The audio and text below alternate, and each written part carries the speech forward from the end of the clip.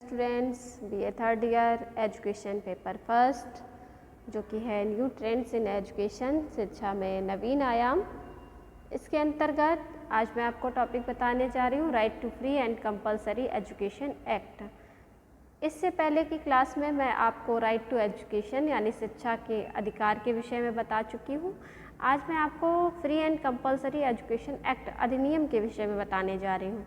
अधिकार के विषय में हम पहले की कक्षा में चर्चा कर चुके हैं कि राइट टू एजुकेशन यानी शिक्षा का अधिकार है क्या, ओके, और इसे कब लागू किया गया था इसके विषय में मैंने बात की थी। और इसके द्वारा जो है किस तरह से ग्रामीण क्षेत्रों के जो बालक एवं बालिकाएं हैं 6 से 14 वर्ष तक की आयु के, उनको शिक्षा प्राप्त करने के लिए जागरूक किया जा रहा है और साथ ही साथ उनके लिए कई तरह की व्यवस्थाएं भी चलाई जा रही हैं, जिसमें कि निःशुल्क पाठ्य पुस्तक वितरण है, यूनिफॉर्म है, मिड डे मील है, स्कॉलरशिप की भी व्यवस्था की गई है। तो इस तरह की चीज़ों को बच्चों को लुभाने के लिए प्रयास किए गए हैं। आज उसी एक्ट के विषय में हम बात करने जा रहे हैं, अधिनियम के विषय में। तो शुरू करती हूँ मैं आपको right to free and compulsory education act के विषय में बताने के लिए। ओके स्टूडेंट,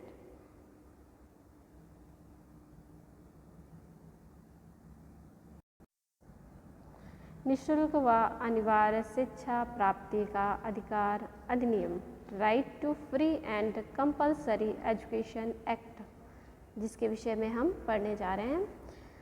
भारत में शिक्षा समवर्ती सूची की विषय वस्तु है। मैं आपको बता दूं समवर्ती सूची क्या होती है, शायद आपको पता भी हो और मे भी ना भी पता हो। समवर्ती सूची मीन्स पहले यह जो है केंद्र सरकार का विषय हुआ करती थी। अब ये आपको याद हो, इससे पहले मैंने आपको बताया था कि इसका खर्च जो है वहन करेगी वो केंद्र व राज्य सरकारें मिलकर करेंगी। मैंने आपको इसके विषय में बताया था, शायद आपको याद आ गया होगा। तो इसी से आप जो है इस लाइन का अर्थ निकालिए, समवर्ती सूची का विषय। ओके, चूँकि केंद्र व राज्य सरकारें दोनों ही एजुकेशन के विषय में जो है अधिकार रखती हैं कि उससे संबंधित जो भी अधिकार हैं, उससे संबंधित गतिविधियां हैं, जो भी है उसके विषय में अपना पक्ष रख सकती हैं, उसके विषय में अपना कार्य कर सकती हैं। तो चूँकि इसीलिए क्या है, जो शिक्षा है भारत में वो समवर्ती सूची का विषय वस्तु है। मीन्स इसके विषय में केंद्र व राज्य सरकारें दोनों ही जो है अपना फैसला ले सकती हैं, जिसमें राज्य व केंद्र सरकार क्या कर सकती हैं, दोनों ही फैसला ले सकती हैं, अपनी नीतियां निर्धारित कर सकती हैं। प्रस्तुत अधिनियम 1 अप्रैल 2010 से प्रभावी होने के पश्चात यह कानून बन गया है। ठीक है, 1 अप्रैल 2010 से, पहले भी मैंने आपको बताया था 2009 में इसके विषय में विचार किया गया और 2010 में से पूर्णतः लागू कर दिया गया, जिसे क्रियान्वित करना राज्य का परम दायित्व भी है। इससे पूर्व भारतीय संविधान के अनुच्छेद के अंतर्गत राज्य के निर्धारित नीति निर्देशक तत्वों के अंतर्गत संविधान के अध्याय 4 में शामिल था, जिसे राज्य को क्रियान्वित करने के लिए बाध्य नहीं किया जा सकता है। ठीक है, वे सब जो इसमें भारतीय संविधान का जो अनुच्छेद था उसके अंतर्गत नीति निर्देशक तत्व थे, जिनके अंतर्गत संविधान के अध्याय 4 में इसे शामिल किया गया था और कोई भी राज्य जो है इसे क्रियान्वित करने के लिए बाध्य नहीं किया जा सकता था कि राज्य के नीति निर्देशक तत्वों में शामिल था। अध्याय के 3 के अनुच्छेद 21 में शामिल कर इसे अब मूलभूत या मूल अधिकार की श्रेणी में भी ला दिया गया है। अब कोई भी 6 से 14 वर्ष तक की आयु का बालक शिक्षा को निःशुल्क प्राप्त करने के लिए राज्य को वैधानिक रूप से बाध्य कर सकता है। शिक्षा के क्षेत्र में व्याप्त क्षेत्रीय, व्यक्तिगत व वर्गवार विषमताओं को भी समाप्त किया जा सकता है। जैसा कि पहले व्याप्त था कि वर्गवार शिक्षा हो गई या व्यक्तिगत हो गई, इस तरह के जो विषमताएं हैं उनको भी समाप्त किया जा सकता है। इस पर विशेष बल दिया गया। ओके, बात कर लेते हैं इस अधिनियम की विशेषताओं की, right to free education act की। अधिनियम की विशेषताएं क्या थी? पहला, राज्य सरकारें व स्थानीय निकायों द्वारा यह प्रयास किए जाएंगे कि बालकों के निवास से 1 किलोमीटर परिधि के अंतर्गत प्राथमिक विद्यालयों की स्थापना की जाए। ओके, बालक या बालिकाओं के निवास से तात्पर्य है कि यहाँ पर जो भी है विद्यालय हैं, प्राथमिक विद्यालय हैं, वो निवास के 1 किलोमीटर की परिधि के अंतर्गत ही होना चाहिए, जिससे कि बालक और बालिकाओं को किसी तरह की समस्या ना हो, कि उन्हें आने जाने में समस्याएं हों, चूँकि ये ग्रामीण क्षेत्रों में ही जो है इस प्राथमिक विद्यालयों की स्थापना की गई है।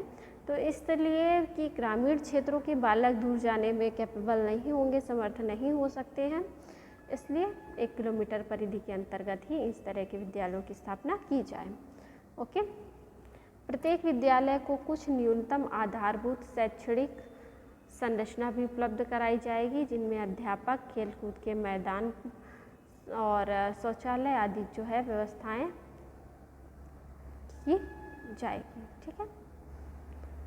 न्यूनतम आधारभूत शैक्षणिक जो संरचना है, सामग्री है, उसको उपलब्ध कराना भी सरकार की जिम्मेदारी है।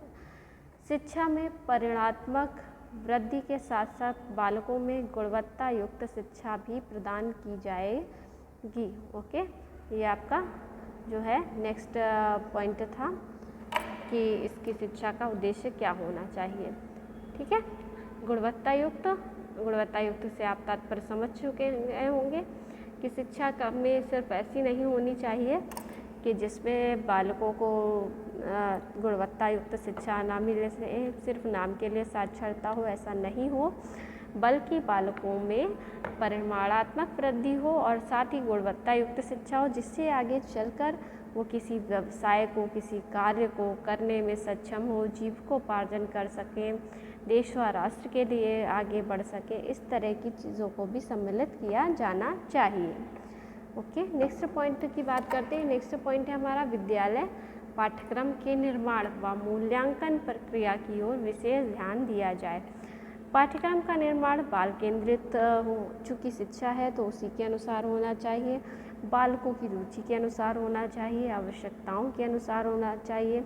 और मूल्यांकन प्रक्रिया यानी कि जब हम शिक्षा बालकों को प्रदान कर रहे हैं तो उसका मूल्यांकन किस आधार पर किया जाएगा, इसके विषय में भी ध्यान देना चाहिए।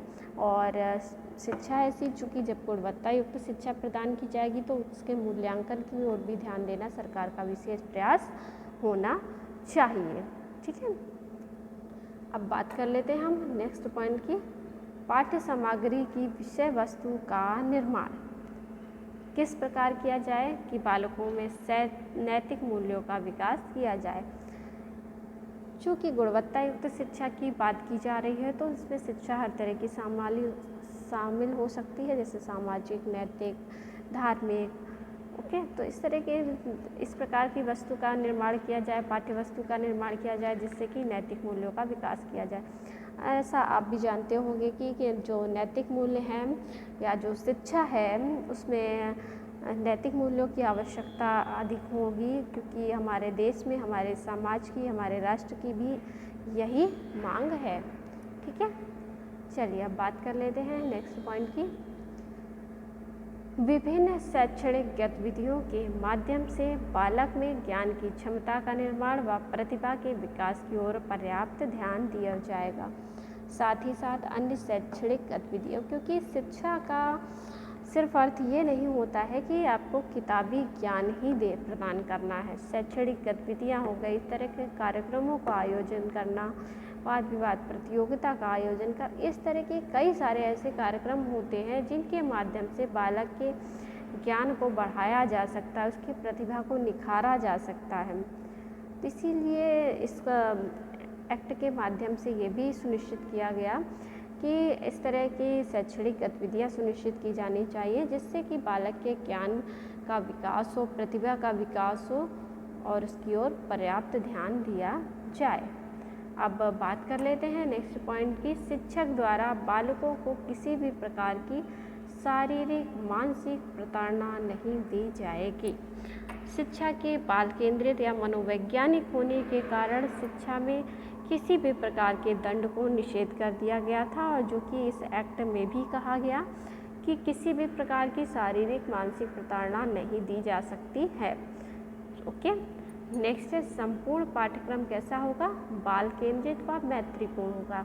मैंने अभी अभी आपको बताया कि शिक्षा मनोवैज्ञानिक होने के कारण, यानी शिक्षा चाइल्ड सेंटर्ड या साइकोलॉजी बेस्ड होने के कारण, मनोविज्ञान पर होने के कारण क्या हो सकता है कि संपूर्ण पाठ्यक्रम बालक केंद्रित होगा, मैत्रीपूर्ण हो गया। और ये हमारे शिक्षा में मनोविज्ञान आने के फलस्वरूप ही हुआ है कि बालक केंद्रित हुई है शिक्षा, किसी भी प्रकार के दंड को निषेध किया गया है, पाठ्यक्रम बालक की रुचि, आवश्यकता, योग्यता के अनुसार निर्माण किया गया है।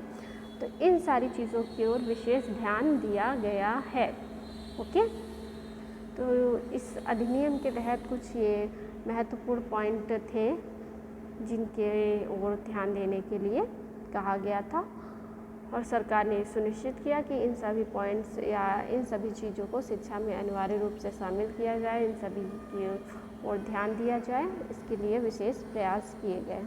ओके स्टूडेंट, ये टॉपिक यहीं पर फिनिश होता है। मिलते हैं नेक्स्ट क्लास में नेक्स्ट टॉपिक के साथ। Okay, thank you so much.